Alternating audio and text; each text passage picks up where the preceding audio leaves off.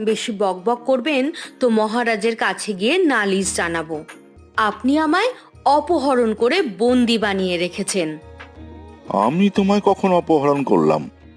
তুমি তো নিজেই এখানে এসেছো।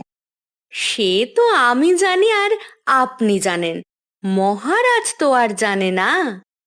তুমি মিথ্যে সাক্ষী দেবে? হুম, প্রয়োজন পড়লে তাই দেব।